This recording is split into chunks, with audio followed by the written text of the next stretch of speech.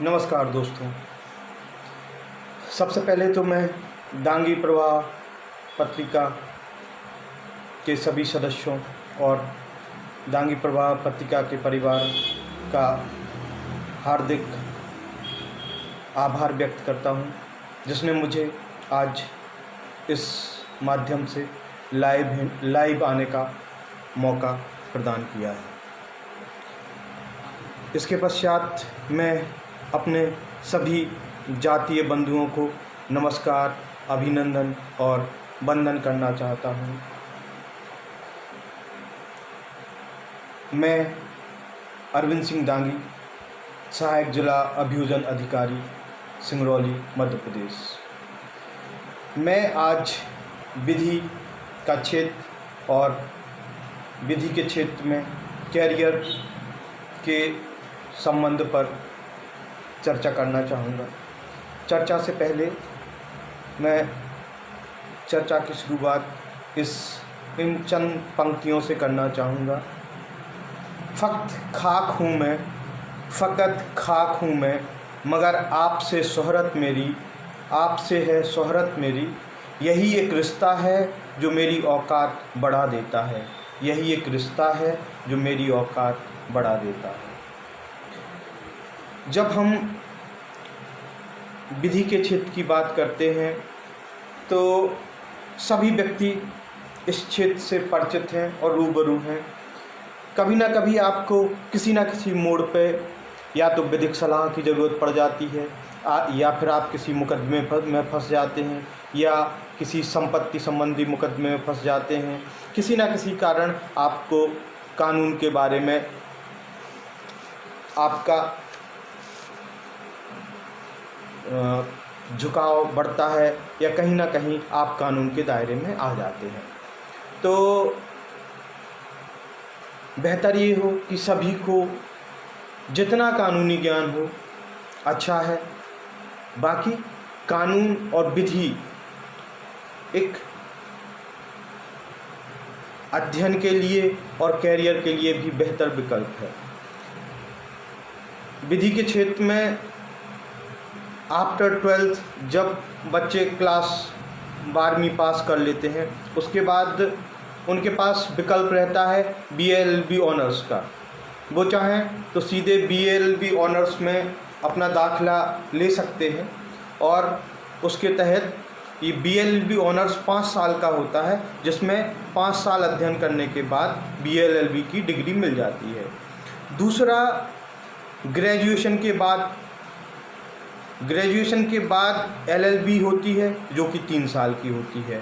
तो आपको 2 तरीके हैं LLB करने के। एक तो 12th के बाद जो आपका BA-LLB होगा वो आपका 5 साल का होगा और आफ्टर ग्रेजुएशन LLB जो आपका 3 साल का होगा। तो ये दोनों तरीके हैं। फिर बात करते हैं कि लॉ के क्षेत्र में कैरियर की संभावना है। तो लॉ के क्षेत्र में क्या क्या कैरियर है? लॉ के क्षेत्र में आजकल कैरियर के रूप में सबसे बेहतर कैरियर है सिविल जज।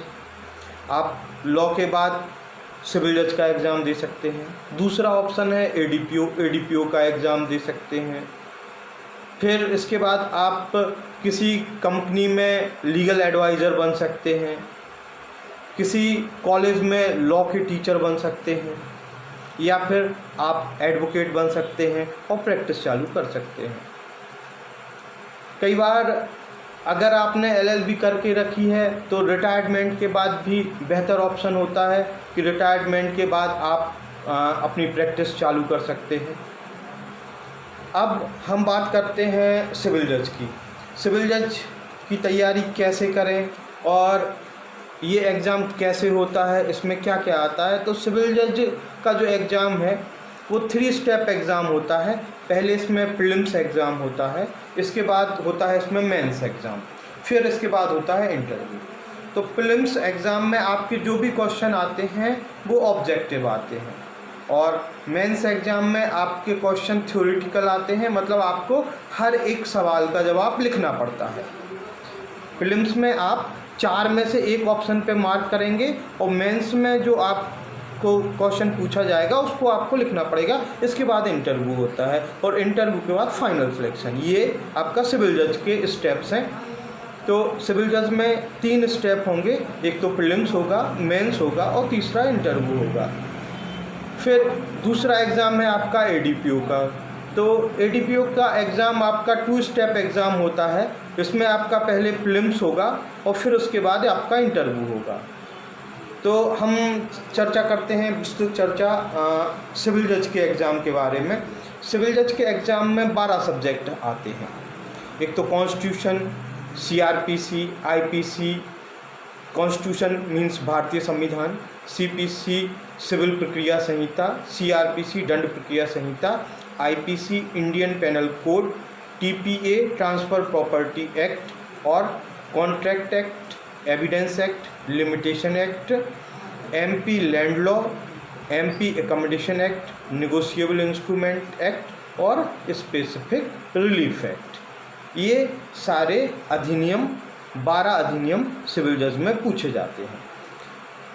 सिविल जज की जो मुख्य परीक्षा रहेगी उसमें आपका निबंध का और जजमेंट राइटिंग का भी पेपर अलग से होता है, जिसमें आपको निबंध और जजमेंट राइटिंग ये लिखना पड़ता है। सब्जेक्ट्स के पेपर आपके अलग रहेंगे। इसके बाद हम चर्चा करते हैं एडीपीओ के एग्ज़ाम के बारे में। एडीपीओ के एग्ज़ाम में टोटल सब्जेक्ट रहते हैं आपके 32 सब्जेक्ट रहते हैं एडीपीओ के एग्ज़ाम में। 32 सब्जेक्ट में पहला आपका रहेगा कॉन्स्टिट्यूशनल लॉ मीन्स संविधान, दूसरा भारतीय संविदा अधिनियम, तीसरा संपत्ति अंतरण अधिनियम transfer property of act, fourth रहेगा आपका सिविल प्रोसीजर एक्ट और पांचवा रहेगा आपका टॉर्ट अपकृत्य विधि और छठवां सब्जेक्ट रहेगा आपका सूचना प्रौद्योगिकी अधिनियम 2000 इंफॉर्मेशन टेक्नोलॉजी एक्ट 2000। फिर आपका घरेलू हिंसा से महिलाओं का संरक्षण अधिनियम रहेगा। 8वां आपका रहेगा सूचना अधिकार अधिनियम, 9वां दहेज प्रतिषेध अधिनियम और 10वां रहेगा इमोरल ट्रैफिकिंग एक्ट। फिर इसके बाद 11वां रहेगा आपका indecent representation of women prohibition act, 12वां आपका बाल विवाह प्रतिषेध अधिनियम रहेगा, 13 रहेगा आपका अल्पवय व्यक्ति अपहानिकर प्रकाशन अधिनियम। फिर आपका अगला रहेगा लैंगिक अपराधों से बालकों का संरक्षण अधिनियम। उसके बाद आपका 15वां रहेगा किशोर न्याय और बालकों का देखरेख और संरक्षण अधिनियम 2015। ये 2 पेपर में होते हैं। तो ये फर्स्ट पेपर में रहेंगे ये सब्जेक्ट और फिर सेकंड पेपर में सब्जेक्ट रहेंगे आपका भारतीय दंड संहिता, दंड प्रक्रिया संहिता, भारतीय साक्ष्य अधिनियम, अनुसूचित जाति जनजाति अत्याचार निवारण अधिनियम, वन्य प्राणी संरक्षण अधिनियम और आपका खाद्य सुरक्षा एवं मानक अधिनियम, भ्रष्टाचार निवारण अधिनियम, मादक द्रव्य और मनोत्तेजक पदार्थ अधिनियम, भारतीय विद्युत अधिनियम, मध्य प्रदेश आबकारी अधिनियम, मोटरयान अधिनियम, भारतीय रेल अधिनियम, आवश्यक वस्तु अधिनियम, अपराधी परिवीक्षा अधिनियम, मोटरयान अधिनियम और मानव संरक्षण अधिनियम और पर्यावरण संरक्षण अधिनियम।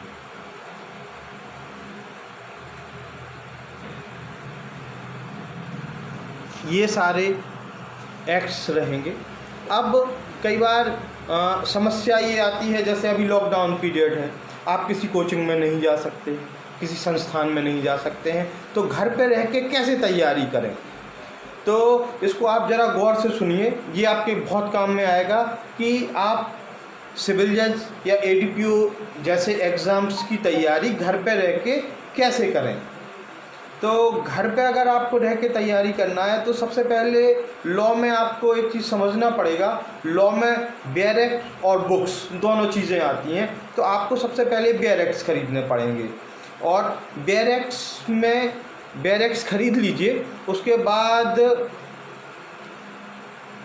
बेयर एक्ट खरीदने के बाद आप क्या करेंगे, इससे संबंधित जो मार्केट में गाइड्स आती हैं उसमें सबसे बेहतर गाइड्स रहती है राहुल मिश्रा। तो आप राहुल मिश्रा की ऑब्जेक्टिव गाइड्स खरीद लें। फर्स्ट पेपर आपका ऑब्जेक्टिव रहेगा, दोनों में चाहे आप एडीपीओ दें या चाहे सिविल जज दें। तो राहुल मिश्रा की ऑब्जेक्टिव गाइड्स आप सिविल जज की या एडीपीओ की परचेज कर लें। तो ऑब्जेक्टिव्स गाइड्स में से आप ऑब्जेक्टिव लगाना चालू कीजिए, और जब आप ऑब्जेक्टिव लगाते हैं तो आप ये देखिए कहाँ से क्वेश्चन बन रहा है। जिस सेक्शन से क्वेश्चन बनता है उसको आप बेयर एक्ट में पढ़ लीजिए, मार्क कर लीजिए और याद कर लीजिए। क्योंकि अभी जितने भी क्या है मार्केट में आपको 50 गाइड उपलब्ध हो जाएंगे, लेकिन जब तक आपको अनुभव नहीं होगा कि मुझे कौन सी गाइड पढ़ना है, किस चीज़ से अध्ययन करना है, तो आप दिग्भ्रमित भी हो सकते हैं। तो आपको राहुल मिश्रा की गाइड खरीद के उसको सॉल्व कर लेना है। और अभी प्रीलिम्स के लिए मार्केट में राहुल मिश्रा बेहतर गाइड है। ये एडीपीओ के लिए 3 पार्ट में आती है और सिविल जज के लिए 1 ही पार्ट में आ जाती है। मेंस के लिए आपको जो मेंस की गाइड आपको चाहिए पड़ेगी जजमेंट की, या जो पेपर की गाइड रहती है कि कौन कौन से क्वेश्चन पूछे गए हैं, उसमें महेंद्र पटेल की एक गाइड आती है। वो अभी तक सबसे युक्त गाइड रहेगी जिसको आप अध्ययन कर सकते हैं। चूँकि मैंने लंबे समय तक तैयारी की है और लगभग 6-7 वर्ष मैंने एज ए असिस्टेंट प्रोफेसर कार्य किया है, और सिविल जज की और एडीपीओ की कोचिंग्स भी बच्चों को दी हैं। तो ये मेरा लंबे समय का अनुभव है कि आप सबसे पहले गाइड से क्वेश्चन सॉल्व करिए, फिर बेयर एक्ट से चेक कर लीजिए कहाँ से क्वेश्चन बन रहा, और बेयर एक्ट में आप याद कर लीजिए। मेंस की तैयारी में मेंस में आप हर ईयर का पेपर उठाइए और हर ईयर के पेपर को सॉल्व करते जाइए। बस आपको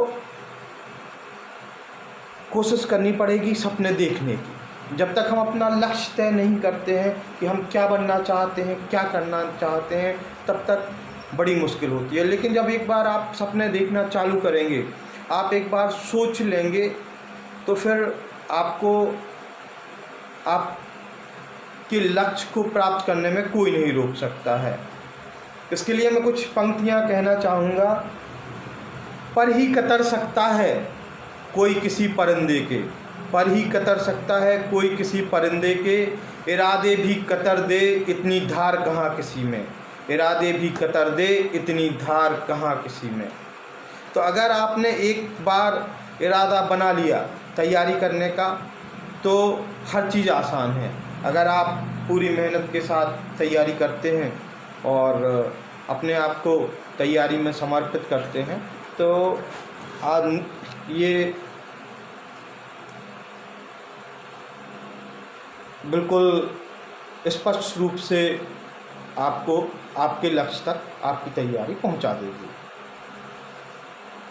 अगर कोई क्वेश्चंस आप लोग पूछना चाहें तो पूछ सकते हैं, और या फिर आप कभी भी आपको अगर किसी चीज़ की तैयारी करना है या आपको कैसे करना है कोई समस्या होती है, तो आप मेरा कॉन्टैक्ट नंबर नोट कर सकते हैं और कॉन्टैक्ट नंबर पे आप मुझसे संपर्क कर सकते हैं।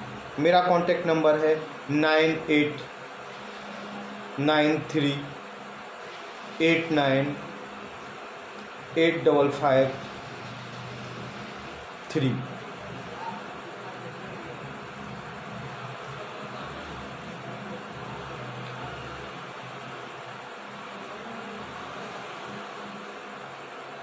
अब कुछ छोटी चीज़ें हैं जो सामान्य लोगों के सभी के काम में आ सकती हैं। जैसे कई बार सामान्यता क्या होता है कि सामान्य व्यक्ति जब थाने एफआईआर कराने जाता है तो पुलिस वाले उसकी एफआईआर लिखने से मना कर देते हैं, या थाना प्रभारी एफआईआर लिखने से मना कर देता है। तो ऐसी स्थिति में आपको परेशान होने की कोई ज़रूरत नहीं है।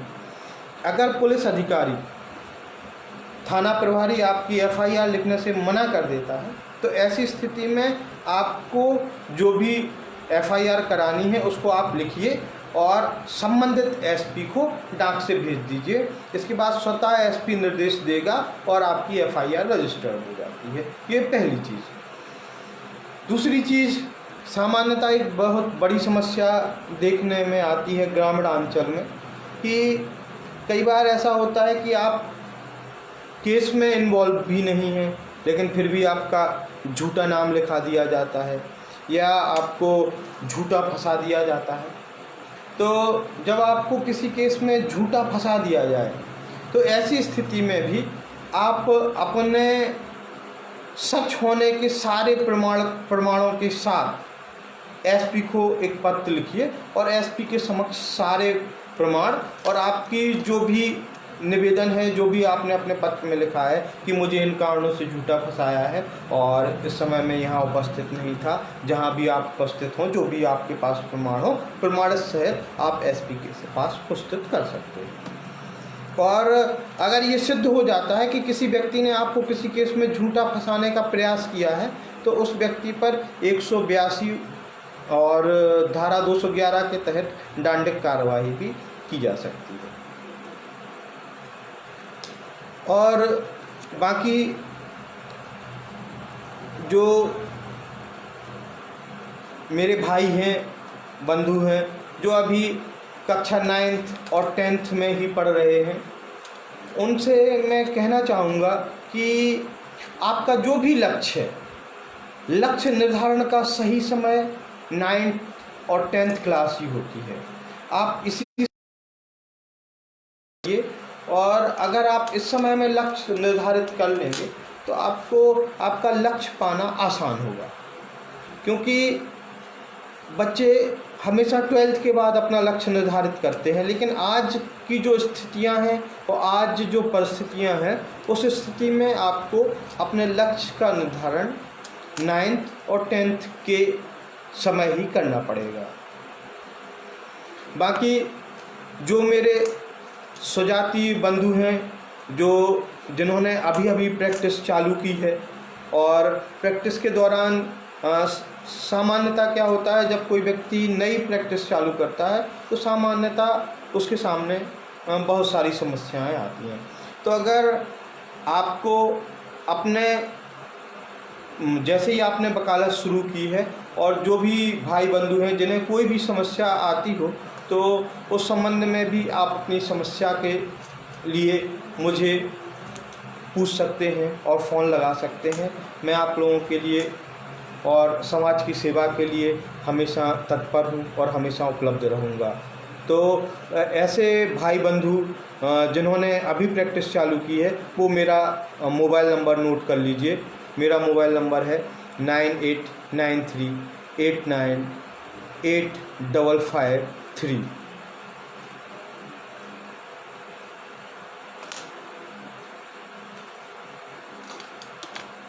विधि के क्षेत्र की एक चीज़ और ख़ासियत है कि यहाँ आपके समक्ष संभावनाएं लॉ की डिग्री के बाद ही खुल जाती हैं।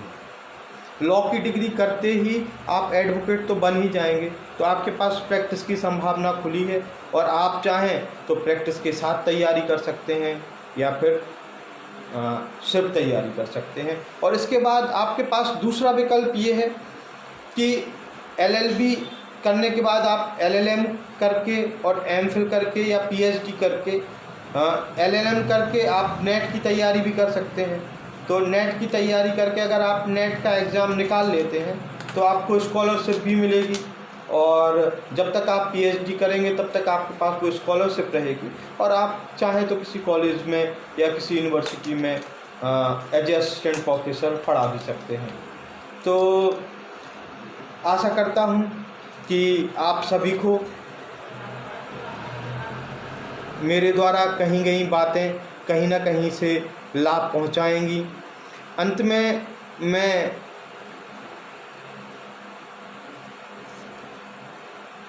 आप लोगों से इन पंक्तियों के साथ विदा लेना चाहता हूं कि जब तक बिका न था कोई मोल न था, जब तक बिका न था कोई मोल न था, आपने खरीद के अनमोल बना दिया, आपने खरीद के अनमोल बना दिया। तो साथियों, मैं एक बार अपना परिचय फिर से देना चाहूँगा आप लोगों को। मैं अरविंद सिंह दांगी, सहायक जिला अभियोजन अधिकारी सिंगरौली, मध्य प्रदेश। तो जब भी आपको लगे कि विधि के क्षेत्र में आपको सलाह की ज़रूरत है या विधि के क्षेत्र में आपको अपने कैरियर हेतु मेरे मार्गदर्शन की ज़रूरत है, तो आप निसंकोच मुझसे मार्गदर्शन ले सकते हैं। तो मैं आप सब लोगों से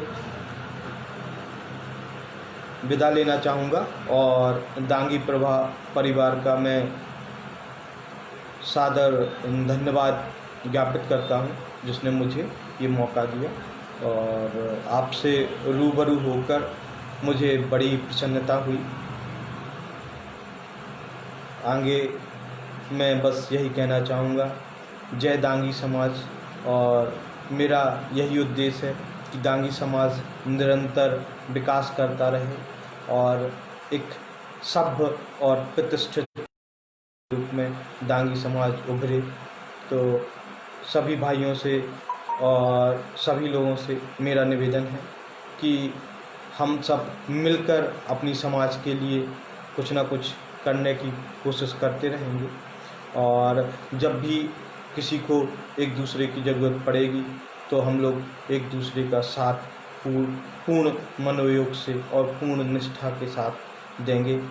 क्योंकि दो चीज़ें ऐसी चीज़ें हैं, एक जाति और एक जन्मभूमि।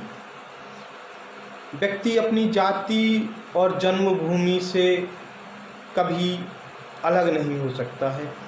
जन्मभूमि और जाति हमेशा व्यक्ति को अपनी ओर खींचती है। आप अपनी जन्मभूमि से कितनी ही दूर चले जाएं, फिर भी आपको अपनी जन्मभूमि की हमेशा याद आएगी। और आप जब जहाँ भी कहीं हों, आपको अपना जातीय बंधु मिलता है तो एक अनुराग अपने आप उसके प्रति उत्पन्न होता है। ये नैसर्गिक सी बात है, प्राकृतिक बात है, इसमें कोई सोचने वाली बात ही नहीं है। और सभी छात्रों से या ऐसे छात्र जो विधि का अध्ययन कर रहे हैं, उनसे मेरी यही प्रार्थना है कि आप जो भी कार्य कर रहे हैं उसको पूरा मन लगा के करें। क्योंकि कई बार ये होता है कि हम छात्र जीवन में अध्ययन तो करते हैं, लेकिन हम मेहनत से ज़्यादा अपने दिमाग पर भरोसा करते हैं। हम हमेशा ये सोचते हैं कि हम तो बहुत होशियार हैं, पढ़ लेंगे समय आने पर। लेकिन याद रखना दोस्तों और भाइयों कि मेहनत का कोई विकल्प नहीं है। इंटेलिजेंसी 1% होती है और मेहनत आपकी 99% होती है। तो जीनियस बनने के लिए जो रेशियो है, जीनियस बनने का रेशियो यही है कि जीनियस बनने के लिए आपका 99% आपकी मेहनत रहेगी प्लस 1% आपकी इंटेलिजेंसी, आपका माइंड इक्वल टू जीनियस। अगर आप मेहनत करते हैं तो मेहनत करने के बाद आपको जीनियस बनने से कोई नहीं रोक सकता है। और कई बार हम जब सही समय पर अध्ययन के समय हम गलत दिशा में भटक जाते हैं, तो उनके लिए मैं चंद लाइनें कहना चाहता हूँ। राहे स्वर्ग में एक कदम क्या गलत उठ गया, तमाम उम्र मंजिलें हमें ही ढूंढती रहीं। राहे स्वर्ग में एक गलत कदम क्या उठ गया, तमाम उम्र मंजिलें हमें ही ढूंढती रहीं। तो दोस्तों, धन्यवाद। आपका अपना अरविंद सिंह दांगी। जय दांगी समाज।